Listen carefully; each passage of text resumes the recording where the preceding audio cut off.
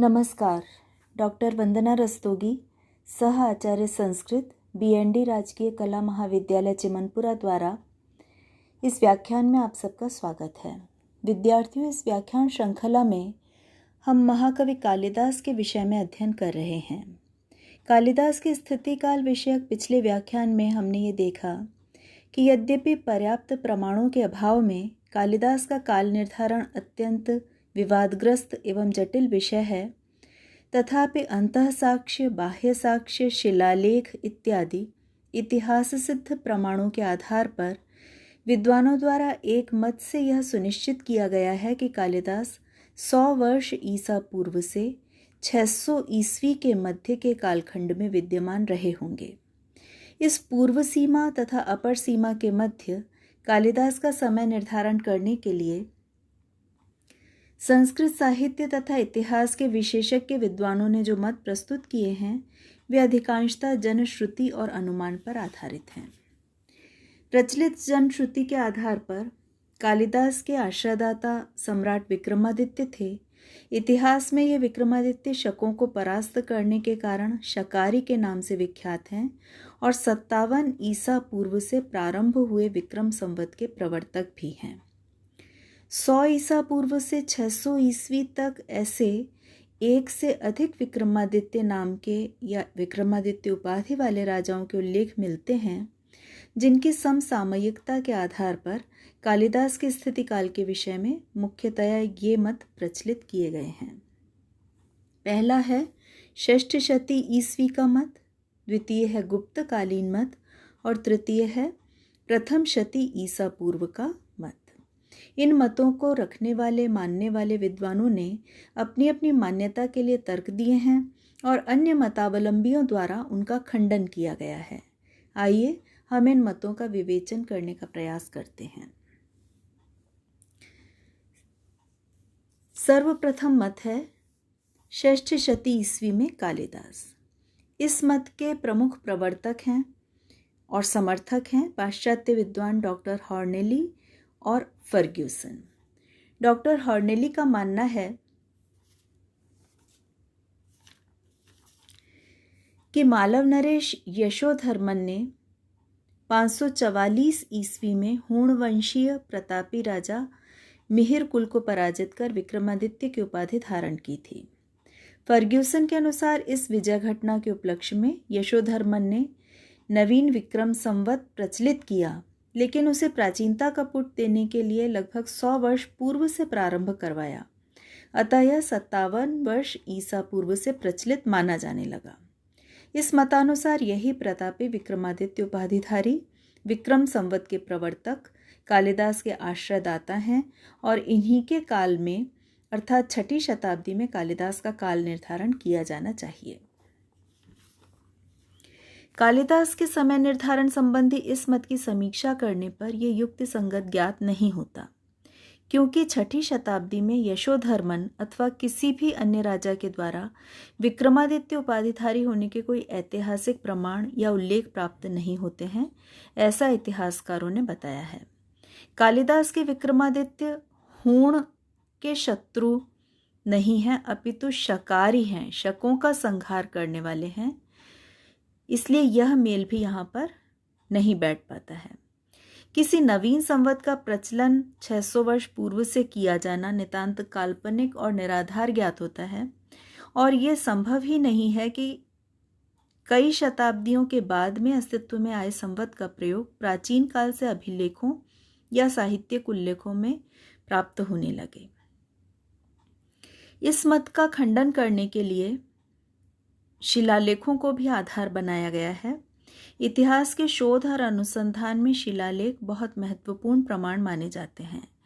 473 ईस्वी के दशपुर यानी मंदसौर के कुमारगुप्त प्रशस्ति अभिलेख के रचना करने वाले कवि वत्स भट्टी के पद्यों पर कालिदास द्वारा विरचित ऋतुसंहार और मेघदूत का काव्यगत प्रभाव स्पष्ट रूप से दिखाई देता है। इसलिए वत्स भट्टी के पूर्ववर्ती कालिदास होने चाहिए, ये विद्वानों के द्वारा माना गया है। 473 ईस्वी में विद्यमान वत्स भट्टी के पूर्ववर्ती कालिदास 5वीं शती के तो ठहर सकते हैं, लेकिन 6ठी शताब्दी में उनको किसी भी प्रकार से नहीं माना जा सकता। इस प्रकार इस मत का पूर्णतया खंडन इतिहासकारों के द्वारा, विद्वानों के द्वारा कर दिया गया है। इस संबंध में जो दूसरा मत है वो है गुप्त काल में कालिदास का। पाश्चात्य तथा कतिपय भारतीय विद्वानों ने यह स्वीकार करने पर कि कालिदास विक्रमादित्य के आश्रित कवि थे, विक्रमादित्य का अन्वेषण प्रारंभ किया। Weber, Keith, Max Muller, Monier Williams जैसे पाश्चात्य विद्वान और डॉक्टर रामकृष्ण भंडारकर, पंडित रामावतार शर्मा, वासुदेव विष्णु मिराशी, चंद्रबली पांडेय जैसे भारतीय विद्वानों का मानना है कि भारतीय इतिहास के स्वर्ण युग के रूप में विख्यात गुप्तवंशी राजाओं के शासनकाल में ही कालिदास जैसे प्रतिनिधि कवि का होना सर्वाधिक संभावित ज्ञात होता है।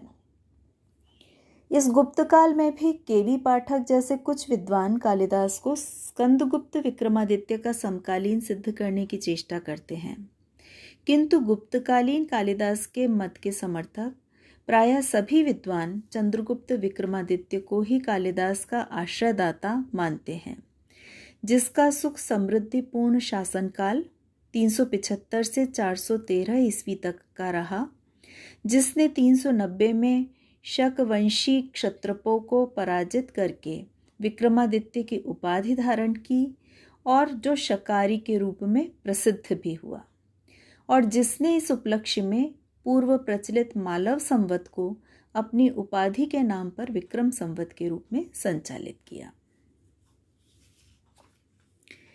इस प्रकार चंद्रगुप्त द्वितीय विक्रमादित्य ही शकारी है, विक्रम संवत का प्रवर्तक है और कालिदास का आश्रयदाता है।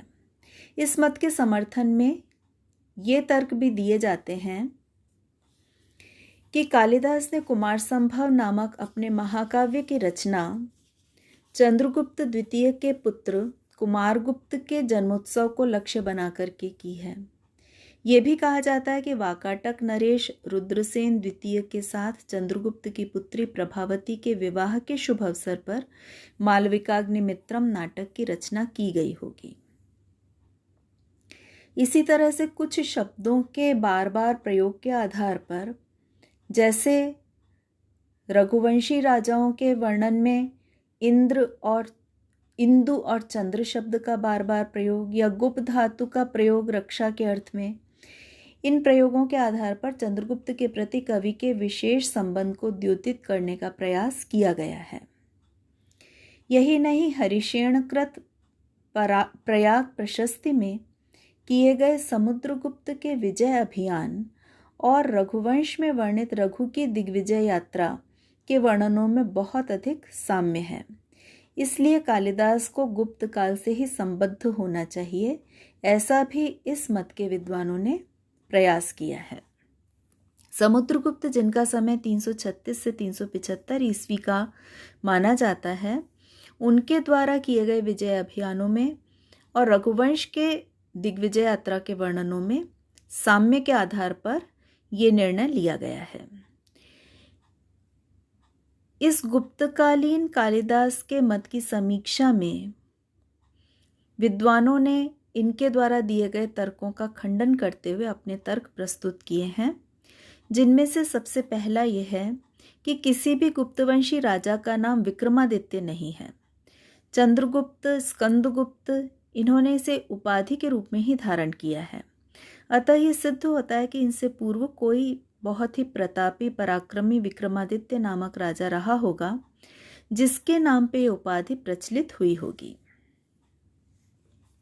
जहां तक चंद्रगुप्त द्वारा विक्रम संवत के संचालित किए जाने का प्रश्न है, तो यह संभव नहीं जान पड़ता कि चंद्रगुप्त द्वितीय जैसा पराक्रमी राजा अपना संवत न चलाकर अपने से पहले से प्रचलित संवत को अपने नाम से जारी करे। चंद्रगुप्त द्वितीय के पितामह चंद्रगुप्त प्रथम ने अपने राज्याभिषेक के अवसर पर 320 ईस्वी में गुप्त संवत प्रचारित किया था। चंद्रगुप्त द्वितीय अपने पूर्वजों द्वारा संचालित संवत को छोड़ करके किसी अन्य के द्वारा प्रचारित संवत को अपना ले, उसका प्रयोग करे, यह उचित जान नहीं पड़ता। इसके अतिरिक्त गुप्तकालीन शिलालेखों में, अभिलेखों में, साहित्यिक उल्लेखों में भी गुप्त संवत का ही उल्लेख मिलता है, विक्रम संवत का नहीं। गुप्त काले गणनाम विधाय, इस प्रकार के उल्लेख मिलते हैं। तो इसलिए चंद्रगुप्त द्वितीय किसी भी अवस्था में विक्रम संवत का प्रवर्तक नहीं सिद्ध होता।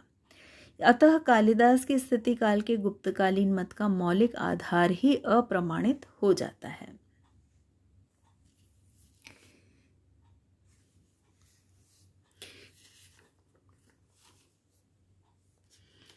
गुप्तकाल में कालिदास की विद्यमानता संबंधी अन्य युक्तियों को आचार्य बलदेव उपाध्याय इत्यादि विद्वानों ने ये बताया है कि इनका कोई तार्किक या ऐतिहासिक आधार नहीं मिल पाता है। किसी शब्द विशेष या किसी धातु विशेष के प्रयोग से सिद्ध नहीं हो सकता कि कालिदास गुप्तकालीन कवि थे। कालिदास का उज्जैनी से निकट संबंध सर्वज्ञात है, सर्वमान्य है, जबकि चंद्रगुप्त की राजधानी पाटलिपुत्र थी। इसलिए चंद्रगुप्त, जो कि कालिदास के आश्रयदाता माने जा रहे हैं, उनके स्थान और कालिदास के निवास स्थान में साम्य नहीं बैठ पाता।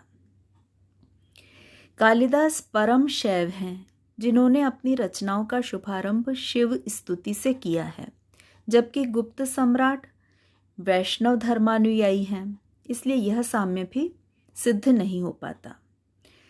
समुद्रगुप्त और रघु की दिग्विजय यात्रा के वर्णनों में साम्य का तर्क भी निराधार ठहराया गया है, क्योंकि रामायण, महाभारत, पुराणों में भी दिग्विजयों के वर्णन हैं और वे ही कालिदास के लिए प्रेरणामूलक रहे होंगे। इन सब तर्कों के आधार पर गुप्तकाल में कालिदास का होना प्रामाणिक ज्ञात नहीं होता है।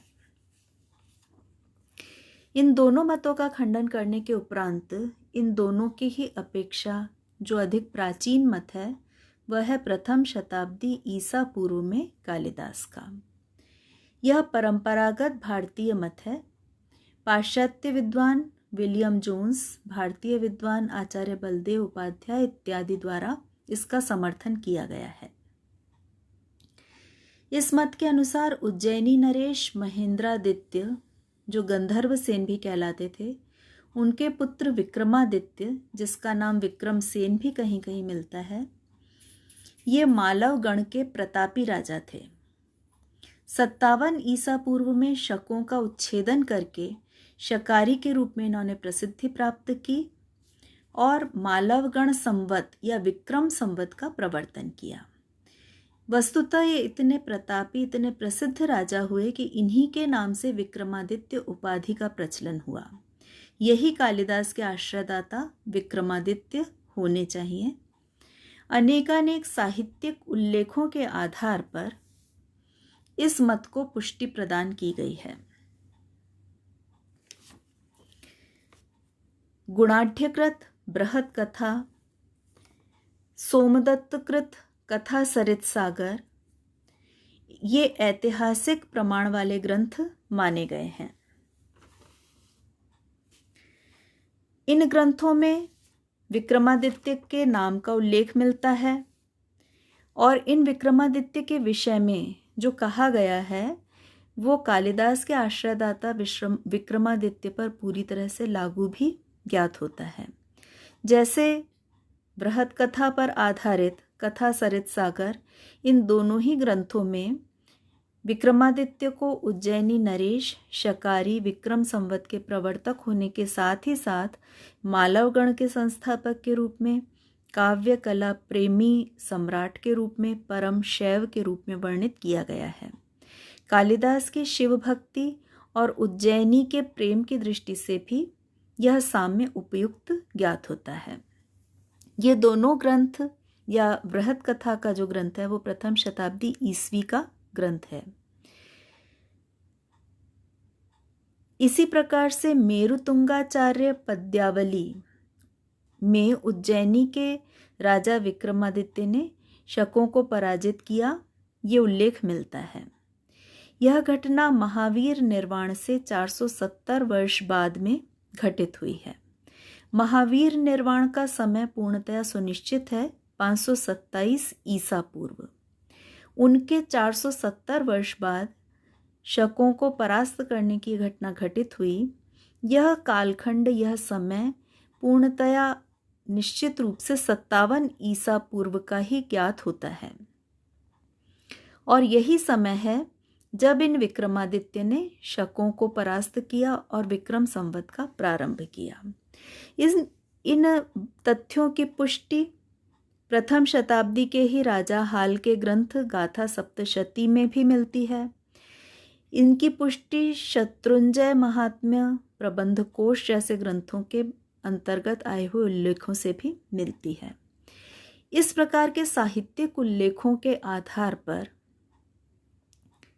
ये विक्रमादित्य कालिदास के आश्रयदाता राजा के रूप में पूर्णतया ही स्वीकार किए जा सकते हैं। इन विक्रमादित्य की विद्वत्ता, दानशीलता, वीरता, गुणग्राहकता के संबंध में अनुश्रुतियां, जनश्रुतियां प्रचलित हैं और कालिदास इनके नवरत्नों में प्रमुख नवरत्न थे, ये भी हमें उल्लेख मिलते हैं। ये सारे ही आधार कालिदास को इन विक्रमादित्य से जोड़ने के लिए पर्याप्त बताए गए हैं। इसी प्रकार से ये भी कहा जाता है कि ये विक्रमादित्य सूर्यवंशी थे और कालिदास ने भी रघुवंश में सूर्यवंशी राजाओं का वर्णन किया है। इन विक्रमादित्य के समय में सामाजिक और सांस्कृतिक उत्थान का वर्णन हमें मिलता है। ये एक श्रेष्ठ राजा के रूप में हर जगह उल्लिखित हैं। अतः ऐसे श्रेष्ठ राजा के अनुरूप सामाजिक सांस्कृतिक उत्थान कालिदास के काव्य में भी झलकता है।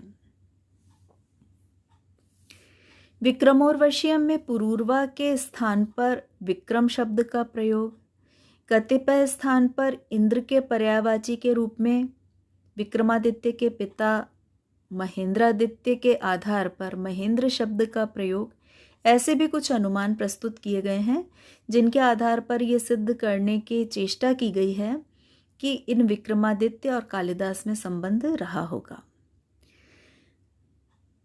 इसी प्रकार से एक बहुत ही महत्वपूर्ण प्रमाण कालिदास को ईसा पूर्व प्रथम शताब्दी का सिद्ध करने के लिए जो दिया जाता है वो अश्वघोष पर आधारित है। अश्वघोष बौद्ध दार्शनिक थे जिन्होंने साहित्यिक रचनाएं भी रची हैं। कुषाण नरेश कनिष्क, जिनका समय प्रथम शती ईस्वी के उत्तरार्ध में ऐतिहासिक रूप से निर्धारित किया जा चुका है, अश्वघोष इन कनिष्क के समकालीन कवि थे। अश्वघोष रचित बुद्ध चरित में कथानक की दृष्टि से, वर्णन की दृष्टि से, अलंकार इत्यादि की दृष्टि से कालिदास का स्पष्ट प्रभाव दृष्टिगत होता है। इस आधार पर कालिदास को अश्वघोष का पूर्ववर्ती माना जाता है। कालिदास के भाषा शैली में व्याकरण की दृष्टि से अपाणनीय प्रयोग हैं। उनकी भाषा अत्यंत प्रवाहशील भाषा है। इसके आधार पर भी कालिदास की प्राचीनता को निर्दिष्ट किया जाता है। ये सभी तर्क कालिदास को प्रथम शती ईसा पूर्व का सिद्ध करने के लिए दिए जाते हैं। इस मत की यदि हम समीक्षा करें तो अन्य मतावलंबियों ने इस मत की आलोचना भी की है। अनुमानों पर आधारित जिन निर्णयों पर इस मत के मतावलंबी विद्वान पहुंचते हैं उनका खंडन भी करने का प्रयास किया है। तथापि सभी प्रचलित मतों का विवेचन करके किसी एक मत के पक्ष में स्वीकार भाव रखने का अभिप्राय यही समझना चाहिए कि विद्वानों की दृष्टि में वह अपेक्षाकृत अधिक युक्ति संगत प्रतीत होता है।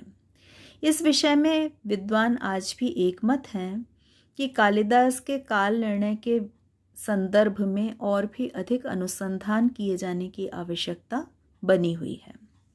इस प्रकार कालिदास के जीवन वृत्त का विवेचन करने के समान ही कालिदास के काल निर्णय के विषय में भी हम ये देखते हैं कि प्रामाणिकता से अधिक आनुमानिकता का आश्रय हमें लेना पड़ता है। आज की कक्षा में इतना ही विद्यार्थियों, धन्यवाद।